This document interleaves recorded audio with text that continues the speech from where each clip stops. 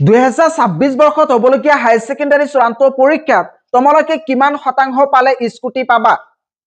এই বিষয়ে এইটো ভিডিঅ জৰিয়তে আলোচনা কৰিব বিচাৰিছো এই খবৰটো জনাৰ আগতে তোমালোকে সকলোৱে এই চেনেলটো সাবস্ক্ৰাইব কৰি থৈ দিবা যাতে এনেকুৱা ধৰণৰ ইনফৰমেটিভ ভিডিঅ সদায় তোমালোকে লাভ কৰিব পাৰা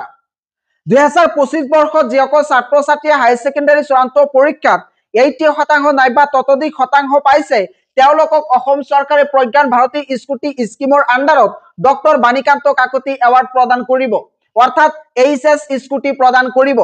2024 বৰ্ষলৈকে ছোৱালীৰ কাৰণে কেৱল মাত্ৰ 60% আছিল আৰু ল'ৰাৰ কাৰণে 75% আছিল কিন্তু হঠাৎ 2025 বৰ্ষত এই নিয়মটো সলনি কৰিছে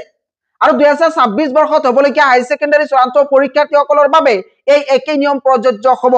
অৰ্থাৎ তোমালোকে যদি হাই সেকেন্ডাৰী চূড়ান্ত পৰীক্ষাত 80% পোৱা তেতিয়াহ'লে তোমালোকক স্কুটি প্ৰদান কৰিব যেহেতু এই নতুন নিয়মটো এই বছৰ ইমপ্লিমেন্ট কৰিছে গতিকে অসম চৰকাৰে এই নিয়মটো এতিয়া চেঞ্জ নকৰে 2-3 বছৰলৈকে এই একেই নিয়ম থাকিব গতিকে তোমালোকে নিশ্চিত হোৱা যে 2026 বৰ্ষত হ'বলগীয়া হাই সেকেন্ডাৰী চূড়ান্ত পৰীক্ষাত 80% পালেহে তোমালোকে স্কুটি পাবা